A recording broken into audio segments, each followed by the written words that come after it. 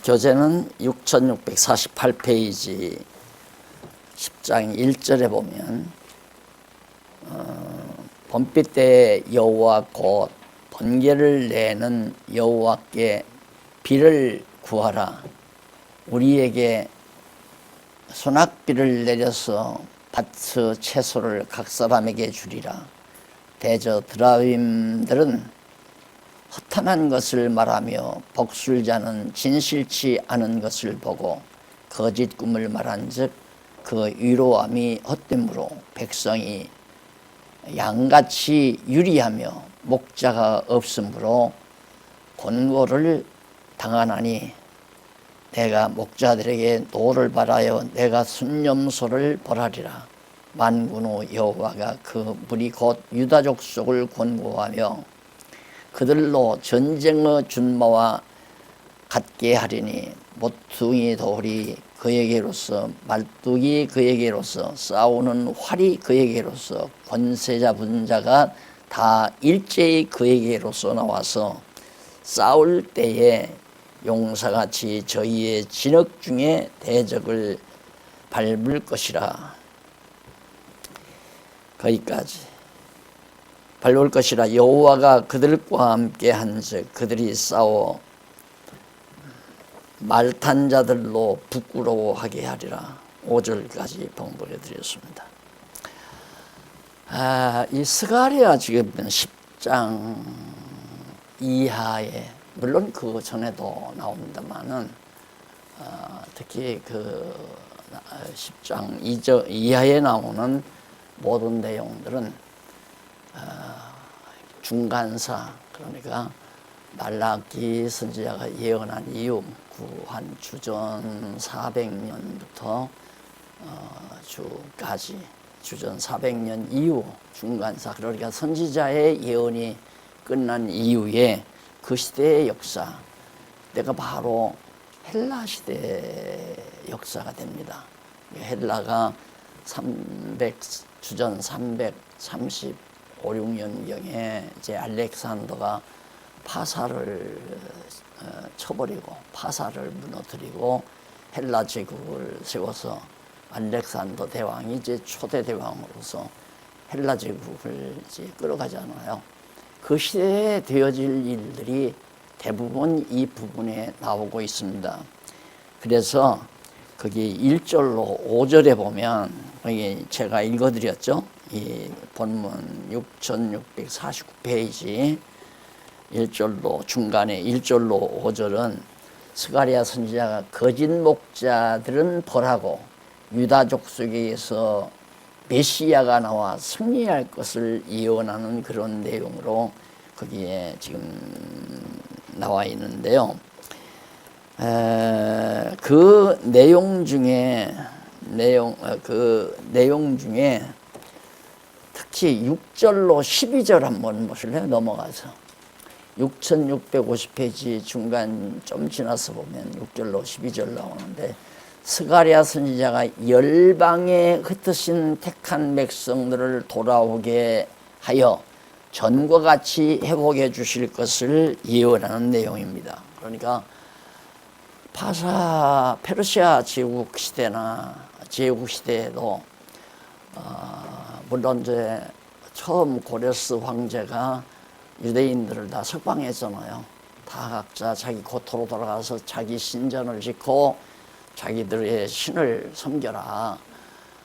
그렇게 이제 그 고레스 칙령이 내려진 혜택으로 결국은 유다 지파들이 다 그 바벨론으로 포로 갔던 유다 백성들이 바벨론으로 돌아왔단 말입니다. 일부는 돌아오고 일부는 남아있고, 그렇게 해서 이제 성전도 회복하고 파사 시대에 많은 이제 백성들이 회복이 됐는데 그 가운데 또 어려움을 겪기도 하고, 또 특히 헬라 제국이 파사를 무너뜨릴 때 그때 이제 알렉산더 대왕이 나오잖아요.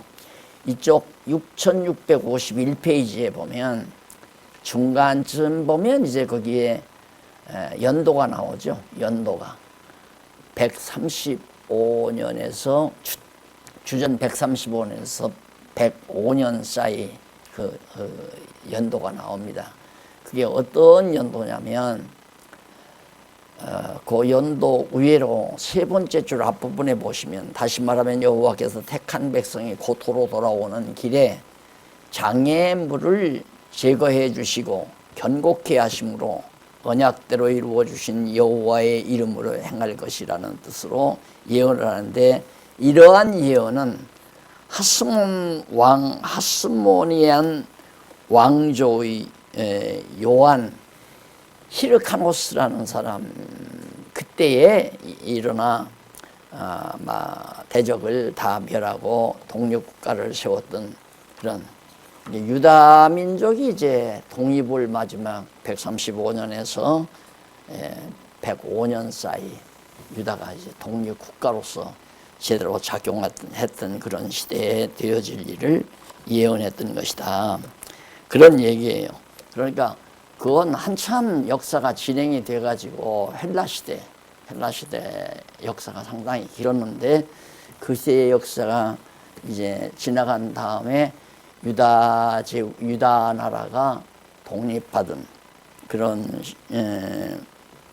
시대에 되어질 일들을 이제 쭉 정리한 내용이기 때문에 그냥 읽으면 막연한 얘기가 되죠. 그러면 이렇게 선지자들, 스가랴 선지자를 통해서 예언했으면 이루어져야 되잖아요. 그게 이루어져야 되는데, 바로 지금 스가랴 선지자가 예언한 당시가 70년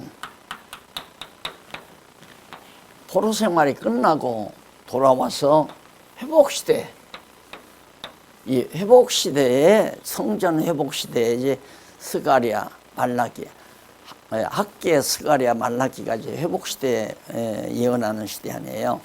그러니까 이 시대에 되어질 일이기 때문에 알렉산더가 지금 335년, 이게 알렉산더. 이게 이제 헬라 시대란 말이야, 헬라.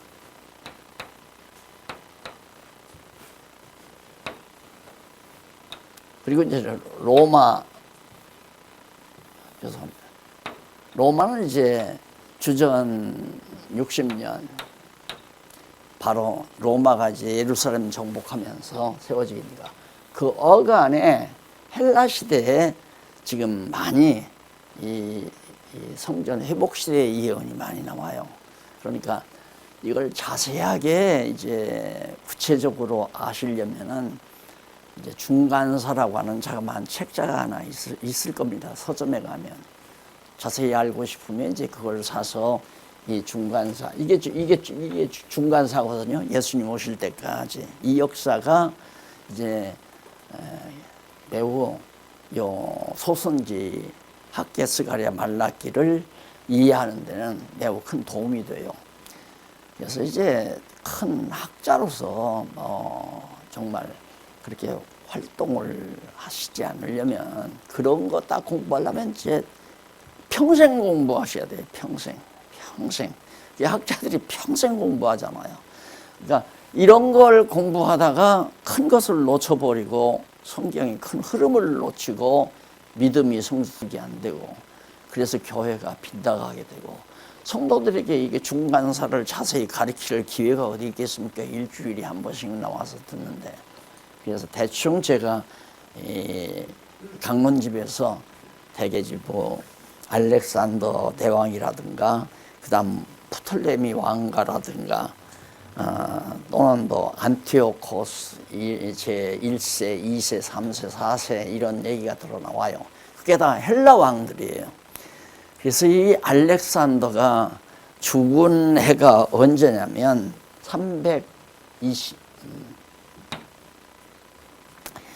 알렉산더가 332년에 이제 팔레스타인을 다 정복을 하죠. 왕 돼가지고 그 이후에 팔레스타인이라면 이제 이게 다 팔레스타인 아니에요. 요단강하고 이제 사해바다하고 이게 가나안 땅이 팔레스타인 지역인데, 이 지역에는 이제 물론 여기에 이제 저 블레셋도 있고, 그다음 두로와 암몬 뭐 등등, 모압 암몬 등등이 다 있어요. 그러니까 헬라는 사실 저쪽 터키 건너편 에게 바다 건너가 헬라 아니에요. 그러니까 서구에서 동방을 지금 침략하기 위해서 알렉산더가 야심을 갖고 이 아시아를 전부 거머잡으려고. 그러니까 유럽을 잡고 아시아 거머잡으면 세계판도 다 잡는 거 아니에요. 그 당시는 이제 아메리카는 발견을 못했을 그런 시대니까. 그래서 그런 야망을 가지고 이제 터키로 쳐들어와 가지고 이제 바로 이 팔레스타인 이걸 다 여기를 다 먹어버렸단 말입니다. 그리고 나서 이제 알렉산더가 죽어요. 일찍 병들어서. 그래서 마치 이제 인도라든가 중국 땅을 향해서 진격을 하다가 병들어서 결국에는 포기하고 돌아와서 세상을 떠나게 되죠. 그러다 보니까 이제 엄청나게 점령해 놓은 땅덩어리 이걸 놓고 그 신하들이 이제 내분이 일어나요. 서로가 권력을 잡으려고. 그래서 그 당시에 이제 바로 알렉산더가 죽자마자 프톨레미아라고 하는 사람이 그 1세가 주기를 해서 여기서 이제 팔레스타인도 문제지만은 애굽까지 다 점령을 해버려요. 애굽까지. 그러니까 얼마나 판도가 넓어져요. 거기에서 유다 백성들은 틈에 끼어가지고 숱한 시련을 겪습니다. 이런 역사가 이제 중간사에 쭉 나오니까 혹시 뭐 저 책을 보고 싶으면 자그마한 책 서점에 가서 중간서라고 기독교 서점에 가면 있을 거예요. 보시고서 참고를 해보시면 이때 스가랴가 예언한 내용들이 이때 이렇게 이루어졌구나, 이런 상황에서 이걸 다 강의를 하나하나 해드리려면 스가랴 가지고도 뭐 몇 달을 해야 되니까 그것이 그렇게 중요한 거 아니기 때문에 오늘 우리가 여기서 살피고자 하는 것은 하나님께서 이처럼 역사를, 세계 역사를 다, 그러니까 알렉산더도 하나님께서 필요하니까 세워서 그렇게 섭리하시는 거란 말입니다. 그러니까 지금 우리가 살고 있는 역사 상황도 하나님께서 푸틴도 주관하고, 그 다음 아마 미국 대통령도 주관하고, 윤석열 대통령도 주관하고, 그 다음에 일본 총리도 다 주관하고, 소련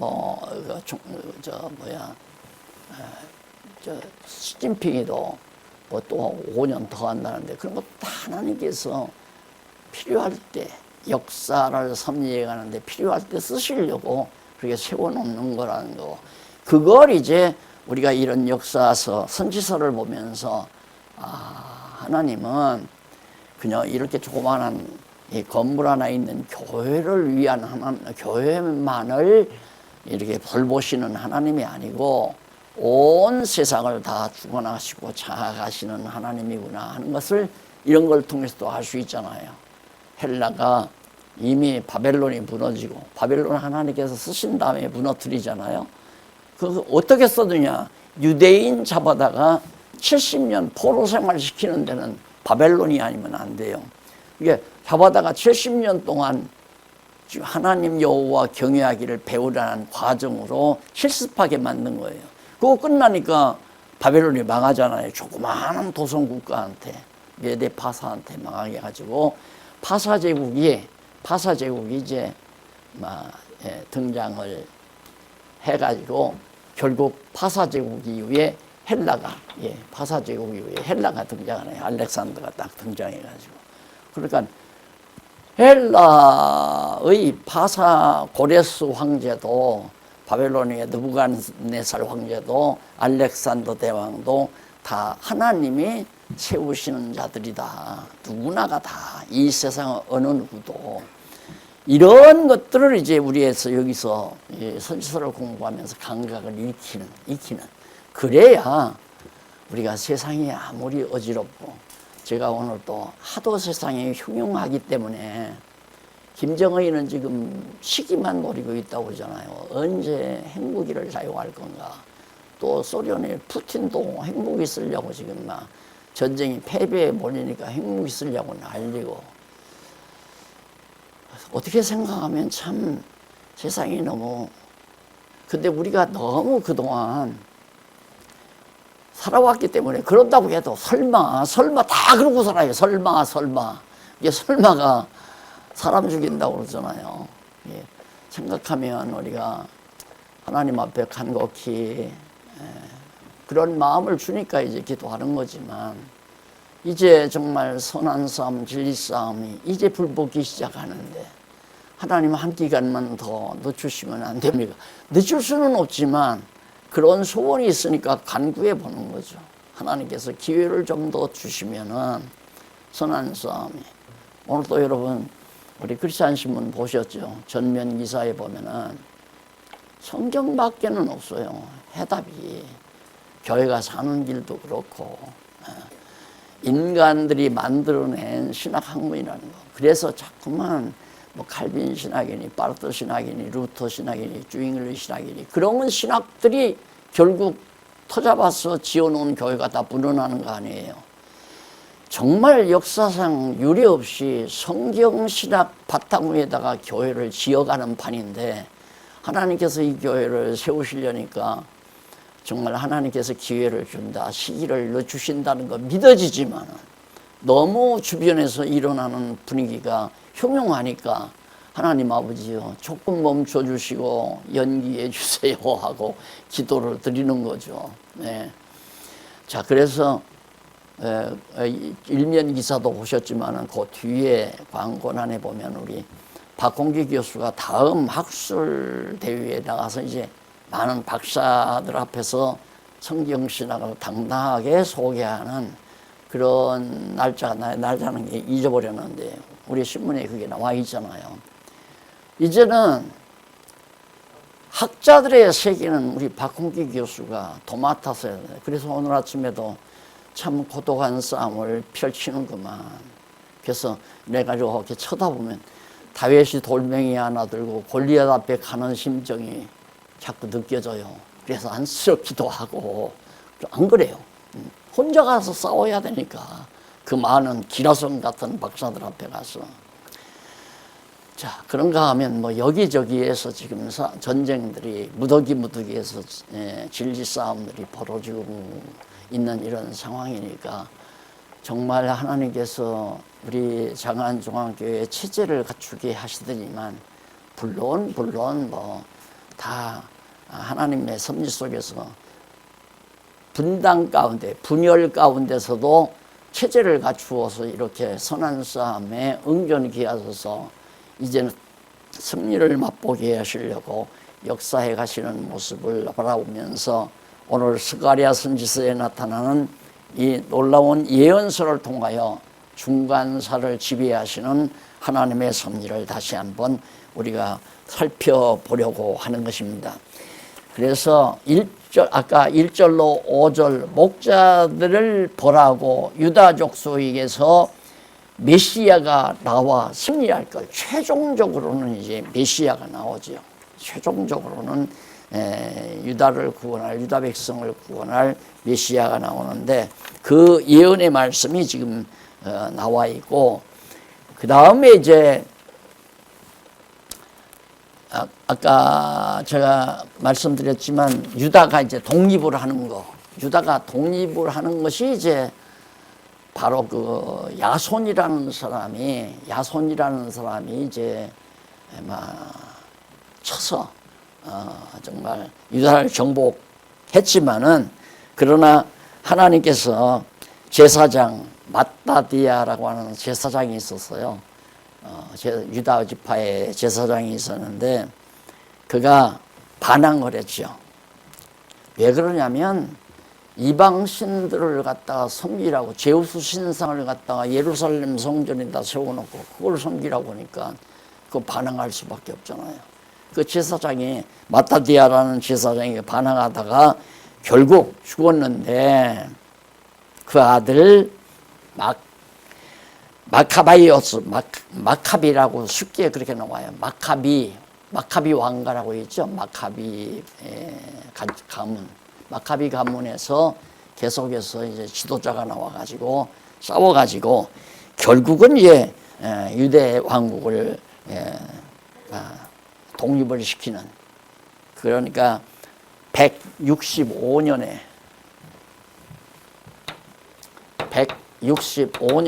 유다 독립이 돼요. 유다가. 그래서 마카비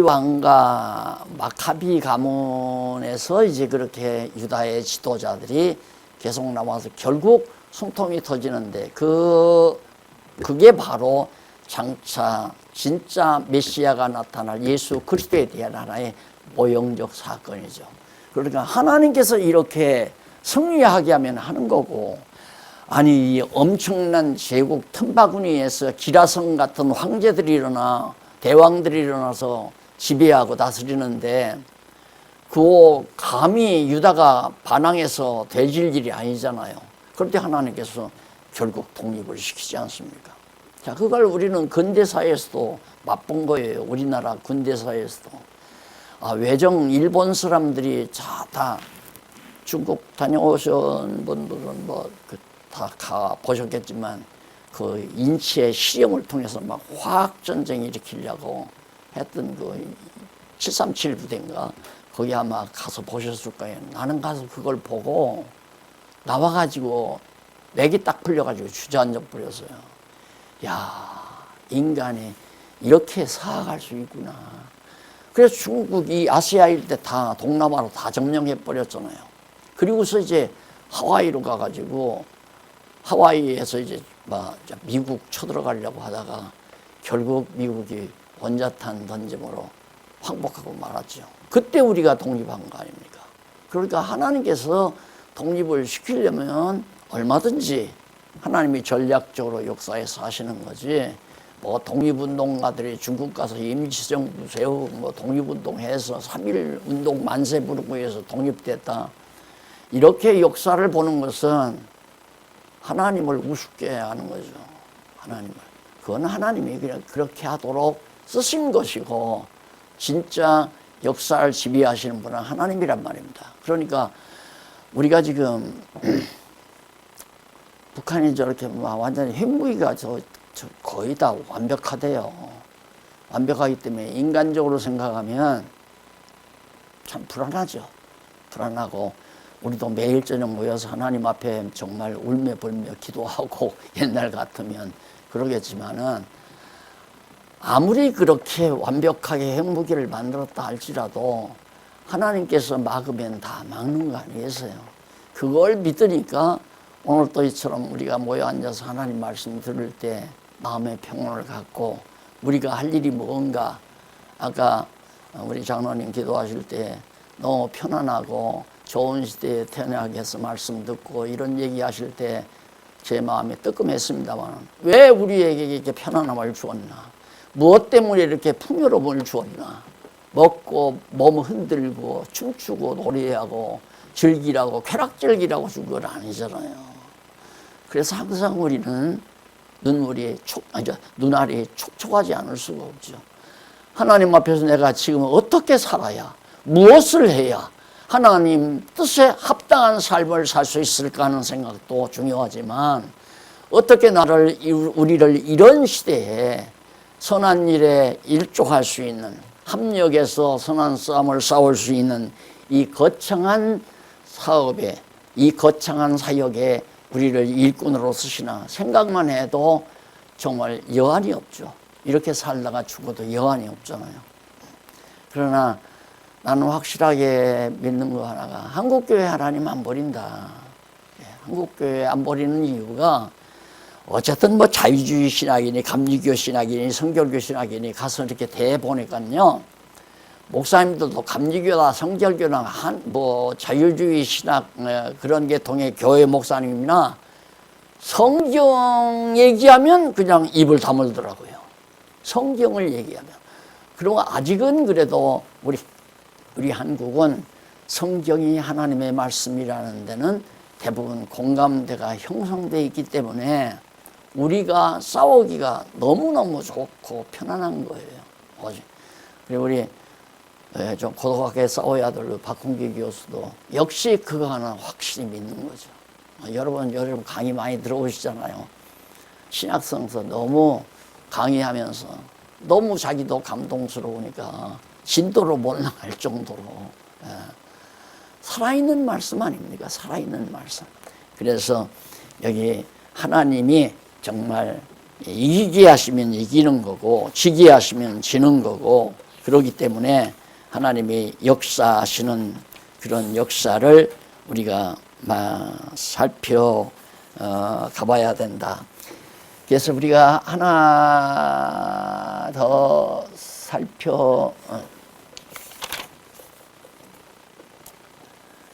네. 6645페이지 한번 보실래요? 6645페이지. 그게 아마 9장에 나오는 9장 1절로 7절까지 나오는 내용 중에 마지막 부분일 거예요. 마지막 부분인데 거기 위에서부터 여섯째 줄 중간에 보시면은 곧 블레셋이 망하고 남은 자들이 이스라엘에 흡수된다는 것인데, 이러한 예언은 헬라의 알렉산더 대왕 BC 336년에서 328년 336년인 거예요. 이 역사 연대는 역사가들마다 조금씩 틀리더라고요. 뭐 그 비슷한 시기라고 생각을 하시면 됩니다. 36년에서 326년 사이에 이제 그 알렉산더 대왕이 시리아 애굽을 정벌하던 시대에 블레셋을 쳐서, 그러니까 시리아나, 여기도 이제 시리아나 팔레스타인, 애굽 이거 쳐서, 그러니까 그건 그 이후에 알렉산더가 죽은 이후에 이제 그 분왕들이, 그 이후의 왕들이 내분이 일어나면서 서로 땅 뺏기 하면서 일어났던 그런 일들이에요. 그렇게 해서 되어진 일이 바로 그 앞서 1절로 7절에 예언된 내용이다. 그 다음 8절로 10절에 보면 1645페이지 10절에 보면 스가랴 선지자가 예루살렘을 보호하려고 왕을 보내어 전쟁 없이 다스리게 하실 것을 예언하는 그런 내용이다, 그런 얘기예요. 근데 이 그 8절로 10절 사이에 보면은 거기 바로 나오잖아요. 세 번째 줄, 내가 내 집을 둘러, 8절에 나오는 얘기입니다. 내가 내 집을 둘러 진을 쳐서 적군을 막아 거기 왕래하지 못하게 할 것이라. 포악한 자가 다시는 그 지경으로 지나지 못하리니 이는 내가 눈으로 친히 봄이라. 이 말씀을 제가 보면서 하나님이 휴전선을 지켜주시면 아무도 못 넘어온다. 중국 군대도 못 넘어오고 원자탄도 핵폭탄도 못 넘어오고 미사일도 못 넘어온다. 하나님이 보호하십니다. 하나님이 이스라엘을 딱 지키겠다고 얘기시켰다. 유다 땅이죠. 하나님이 보호해 주겠다. 왕들을 보내 다 보호하게 만들겠다. 그런데 이렇게 예언했던 말씀이 언제 이루어졌느냐면 헬라의 알렉산더 대왕 BC에 아까 말씀드린 336년에서 326년 사이 시리아와 애굽을 징벌하던 시대에 블레셋을 쳐서 멸망할 때 이루어지는 것으로 그렇게 역사가가 다 말하고 있습니다. 예, 물론 박윤선 박사 주석에도 그렇게 나와 있고요. 그러니까 스가랴 선지자가 예언한 내용이 이 이후에 성경에는 이거 없잖아요. 이 역사가 다 이루어졌다 이 말이에요. 다 이루어지고 있고. 자, 그리고 8절로 10절에 보면은 선지자 스가랴가 예루살렘을 보호하고 왕을 보내어 전쟁 없이 다스리게 하실 것을 아까 내가 잘못 읽었네요. 알렉산더가 아니라 그 밑에서부터 9째 줄 중간에 보시면은 요세푸스 사기에 의하면 알렉산더 대왕이 예루살렘 부근에 진입할 때 제사장은 예복을 입고 대제사장은 예복을 입고 많은 제사장 앞에서 알렉산더를 표시하는 예언을 왕에게 돌려주므로 왕은 감동돼서 예루살렘을 침해하지 않고 유대인에게 특전을 주었다는 그런 사실이 바로 있습니다. 그러니까 무슨 얘기냐면 알렉산더가 막 지금 쳐들어오잖아요. 쳐들어오니까 대제사장 제사복을 입고 전부 다 이렇게 제사장들도 제사복을 입고 알렉산더가 딱 오니까 그 앞에서 바로 이렇게 예루살렘을 보호하고 지켜주실 그 왕이 당신입니다. 하나님께서는 이렇게 우리에게 예언이 왔는데 그 당사자가 알렉산더 왕 당신입니다 하니까 알렉산더가 기분이 좋아가지고 여기를 딱 포위해가지고 전혀 예루살렘 다치지 않도록 지켜주는 사실로 스가랴 선지자의 예언이 이루어졌다. 이런 걸 보면 정말 놀랍죠. 이게 역사적으로 실제 있었던 일들인데 인간이 그걸 어떻게 조작하겠느냐 말이죠. 인간이. 하나님이 그렇게 마음을 주시니까 그러지. 그러니까 혹시 알아요? 혹시 예를 들어서 중국 시진핑이가 한국 땅을 먹으려고 남한 땅을 먹으려고 김정은이하고 그러다가 이북 군대들이 그냥 촛불이 걷어대고 뒤로 돌아가서 우리와 남북한 군대가 합사해서 중국 군대 몰아낼 수 있을지도 모르는 거죠. 예를 들면 하나님이 하시면 어떤 일도 다 이루어진다는 얘기죠.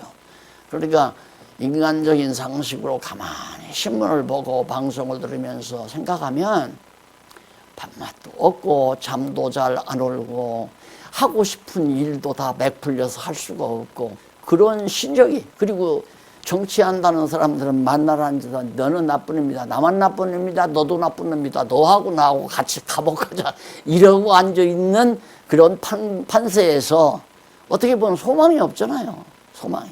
그러나 오늘 우리는 정말 역사를 지배해 가시는 여호와 하나님이 살아계시다는 확증 때문에 힘을 얻고 살아가는 것이죠. 그 다음에 이제 9장 11절로 17절 보면 예루살렘 거민이 승리하여 풍요를 누리며 산다고 예언하는 내용이에요. 너희들이 이제 승리를 한다. 그래서 아주 풍요롭게 살 수 있다. 바로 아까 장로님 기도 내용이 다시 생각나잖아요. 풍요롭게 하나님이 그렇게 살게 해준다. 그런데 이쪽 6647페이지 밑에서 천문단 지나서 그 위쪽으로 그러면서 거기 나오는데 문단 그 위쪽으로 네 번째 줄 앞에 보세요. 이는 이는 뭐냐면 그 위에 쪽으로 네 번째 그러면서 찾아보세요. 남아있는 자들이 다 돌아온다는 것이고 그러면서 내가 유다로 당긴 활을 삼고 에브라임으로 먹힌 살을 삼았으니 시온아 내가 네 자식을 격동시켜 헬라 자식을 치게 하며 너로 용사의 칼과 같게 하리라. 승리한다 이거예요. 하랴고 예언했다. 그런데 그 예언이 뭔가 이는 여호와께서 택한 백성을 무기로 삼아 헬라를 치는 강력한 무기 같게 한다는 뜻인데 언약하신 말씀인데 이러한 예언은 유다 마카비 시대 아까 독립했다고 그랬죠. 그때 하나님께서 마카비 시대에 결국 유다가 승리를 해서 독립을 하게 되는 그런 놀라운 역사가 역사에 그대로 나타나고 있잖아요. 그러니까 스가랴 선지자의 예언이 확실하게 하나하나 다 이루어졌다는 그런 뜻입니다. 자, 10장 넘어갑니다. 6648페이지 10장 1절로 12절 보면 목자를 치고 유다 족속을 견고하게 회복해 주실 것을 그러니까 유다를 아주 튼튼하고 견고하게, 약해지는 것도 하나님의 손에, 견고하게지는 것도 하나님의 손에 달려 있어요. 그런데 우리는 보통 그러잖아요. 내가 나쁜 짓 했기 때문에 약하게 되고, 내가 착한 일 하니까 하나님께서 강하게 했다. 인과응보 사상이 꽉 기본에 깔려 있기 때문에 자기가 약해지면 맥이 풀려요. 그건 벌써 잘못된 진리 체계를 가지고 있기 때문에 그런 거거든요. 하나님은 내가 늘 말하는 욥처럼 죄가 없고 의인이고 하나님이 사랑하는 자였지만 자랑할 만큼, 사단에게 자랑할 만큼 사랑하는 욥인데 하나님께서 폭삭망하게 하잖아요.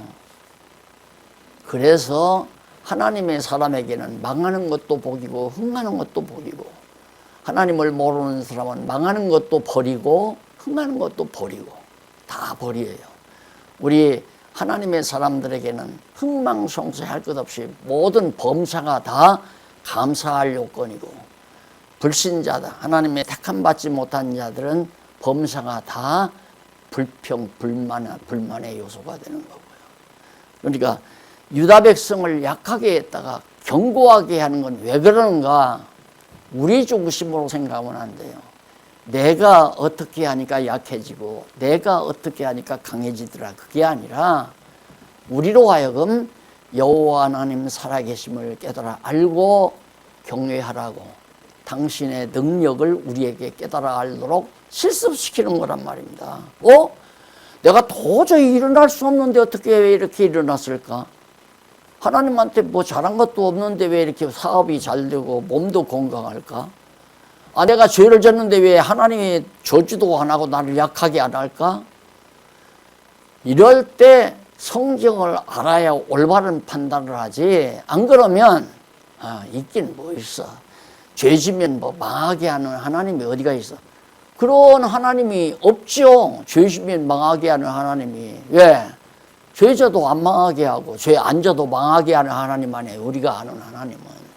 그러니까 그럴 때 이제 하나님이 없다 이렇게 생각하고 신앙에서 멀어지고, 내가 모든 거 다 신앙생활도 잘하고 교회생활도 잘하는데 왜 하나님은 내 일은 이렇게 건건이 잘 안 되게 만드실까? 하나님이 없는 거 아닐까? 낙심하고 절망하고, 이건 몰라서 그러는 거죠. 이스라엘 유다 백성 갑자기 폭삭망하게 했다가 갑자기 일어나게 만든, 도저히 일어날 수 없는 상태에서 일어나 독립해서 견고하고 풍요롭게 만드시는 여호와 하나님. 왜? 여호와께서 하셨다. 그걸 깨닫게 하려고 스가랴 선지자로 하여금 이렇게 되어질 것을, 이렇게 풍요롭게 되어질 것을, 독립해서 풍요롭게 될 것을 스가랴 선지자로 하여금 예언한단 말입니다. 그 예언대로 딱 이루어졌을 때, 맞다, 여호와께서 정말 언약대로 하셨다, 예언대로 하셨다, 여호와를 경외하자, 할렐루야, 여호와 찬양하고. 그래서 오직 여호와 중심으로 여호와만 바라보고 우상 섬기지 아니하고 인간이 자만하거나 교만하지 아니하고 오직 여호와 하나님만을 바라보고 사는 올바른 하나님의 백성으로 만들어 가시는 하나님의 교육 방법이다, 그렇게 생각하고 성경을 항상 보셔야 된다. 견고하고 풍요롭게 해준다니까, 야, 이거 정말 너무 좋다.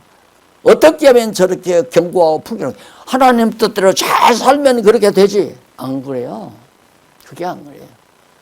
하나님은, 내가 욥기 늘 강의하잖아요, 욥기. 그렇게 하나님 앞에 의롭고 조금이라도 범죄했을까 조심하는 욥을 하나님이 사단에게 맡겨버리잖아요. 왜? 욥의 신앙을 더 성숙시키기 위해서.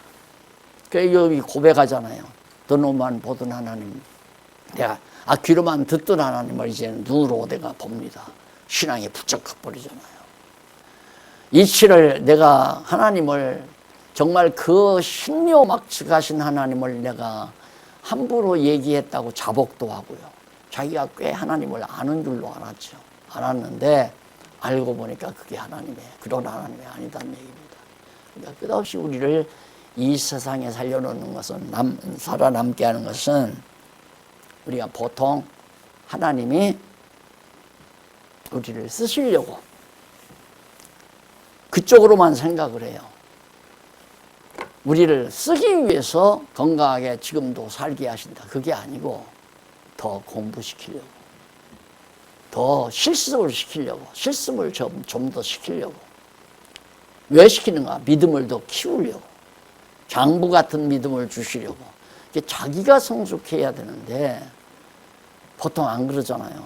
조금 우리가 과거 다 알고 계시지만 뭐 처음 말씀을 일어나서 뭐 로마서 강의하고 갈라디아서 이야기하니까 막 서로 너도 나도 목회하겠다고 난리를 치고, 나도 경험이 없으니까 뭐 가서 잘 공부하면서 잘 가르치겠지 그러고 다 보냈잖아요. 가서 다 딴짓했잖아요. 그렇게 폭삭망했죠. 하나님께서 강남노에 폭삭망하게 만들었어요. 그리고 아직도 그냥 뭔가 자기가 이 세상에서 뭔가 이뤄놓으려고,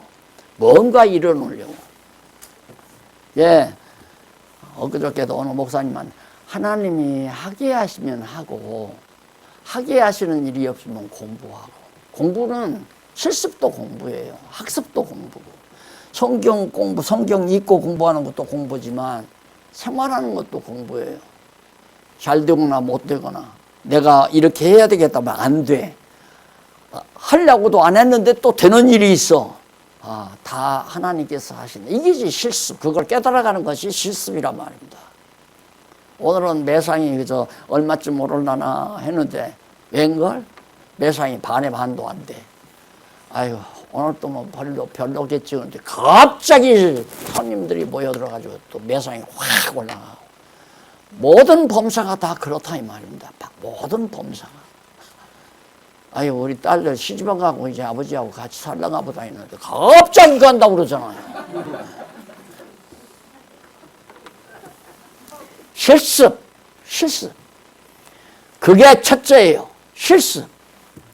그래서 깨달았으면 이제 하나님께서 또 이제 전할 수 있는, 전쟁을 싸울 수 있는, 믿음을 키웠으니까 싸워야 하잖아요.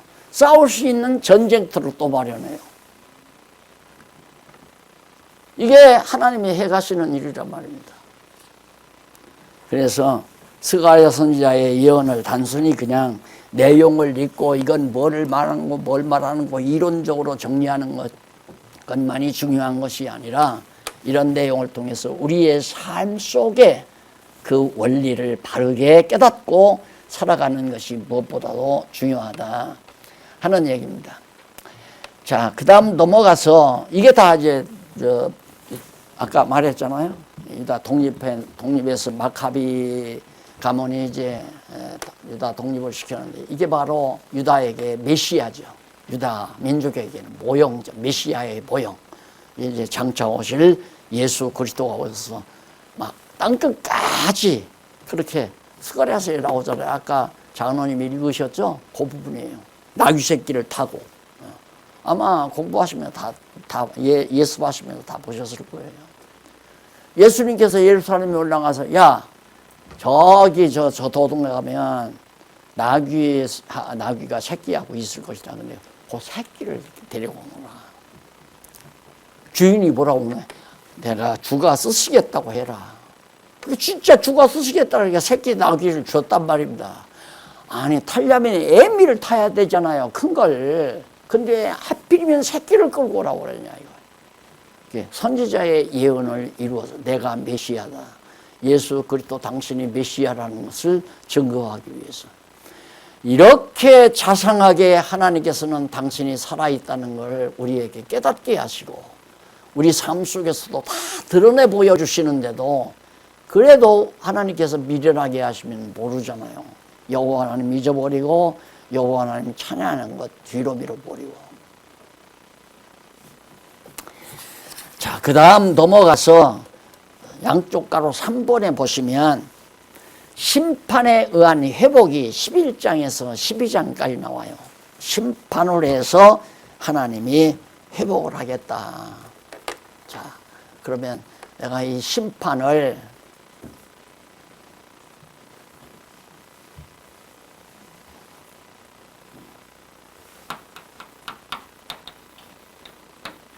심판이 택자와 불택자. 택자에게는 이것이 시련이에요. 시련. 불택자에게는 심판의 결과가 멸망이에요. 시련은 강하게 하려는 거죠. 더 강하게. 시련시키는 더 강하게. 믿음을 더 왕성하게 만드시는. 똑같이 택자나 불택자에게 심판이 주어지지만은 우리 택한 백성들에게는 그것을 시련으로 주어서 시련을 통해서 더욱 우리의 신앙이 강건해지고, 불택자는 심판을 통해서 망해요. 그러니까 바벨론도 망했고 페르시아도 망했고, 그 다음에 헬라도 이제 망할 거예요. 헬라도 망하고 이제 마지막 로마가 등장하잖아요. 로마도 등장했다가 망하잖아요. 그건 심판, 불택자니까 망하는 거예요. 세상 나라니까. 그러니까 하나님의, 너희는 먼저 그 나라와 그 의를 구하라 하신 말씀대로 우리는 하나님의 나라, 그 나라, 하나님의 나라를 구하고 사는 거지 대한민국을 위해서 사는 건 아니잖아요. 또 조국을 위해서 사는 것도 아니고, 또 세계 평화를 위해서 사는 것도 아니고, 하나님이 세우신 지상의 하나님 나라, 그 나라를 위해 살기 때문에 세상 나라는 망해도 하나님의 나라는 망하지 않는다 하는 거 확실하잖아요. 그렇기 때문에 오늘 우리가 하나님의 백성이 된 것도 여한이 없지만은 하나님 나라를 위해서 우리가 싸워나갈 수 있는, 선한 싸움을 싸울 수 있는 군대로서 강건하게 시련을 거쳐서 강건하게. 사실 우리 장안교회 시련이 얼마나 많았어요. 역사는 그렇게 길지 않은데 이제 한 40년 남짓밖에 안 돼. 40년. 77년도 80년도부터니까 40년 남짓, 40한 2, 3년 됐는데 얼마나 시련이 많았어요. 폭삭 다 주저앉았다가 또 일어나고, 폭삭 주저앉다가 일어나고. 이렇게 시키는 이유가 뭔가 하나님께서 강건케 해서 정말 우리도 시련을 당해서 하나님 여호와를 더욱 견고히 눈으로 보며 사는 것도 중요하고, 또 이렇게 강건한 우리로 하여금 선한 싸움에 응전케 하시려는 것이 하나님의 섭리라는 것이 의심없이 믿어지니까 그냥 하나님이 여건 주시는 대로 열심히 그 나라와 그 의를 위해서 사는 것, 이것이 오늘 스가랴 선지서가 우리에게 주는 큰 교훈이라고, 큰 진리의 핵심이라고 그렇게 생각하면서 말씀을 전했습니다. 다음 시간에는 그 11장과 12장을 좀 꼬박꼬박 자세히, 예습은 자세히 해오시고, 그 다음에 이제 복습은 제가 이제 윤곽을 잡아드리니까 또 한 번 가서 이렇게 딱딱 맞춰보시면은 정확하게 이제 다 파악을 할 수 있으리라고 생각합니다. 잠깐 기도드리겠습니다. 자비로우신 아버지 하나님, 우리 이 땅에 사는 동안 하나님께서 이모로 저모로 단련시키시는 놀라운 사랑을 다시 한번 깨닫습니다. 사랑하는 유다 백성들이지만 하나님께서는 대적들에게 맡기기도 하시고 대적들을 통해서 고난을 당하게도 하시고, 그런가 하면 대적들을 치고 강건하게 독립할 수 있도록 역사도 하셨습니다. 우리가 비록 하나님의 나라를 이루어 가지만 때로는 무너뜨리시고 때로는 세워가시는 전능하신 하나님을 믿고 담대하게 선한 싸움에 응전케 하시옵소서. 예수님 이름으로 기도드립니다. 아멘.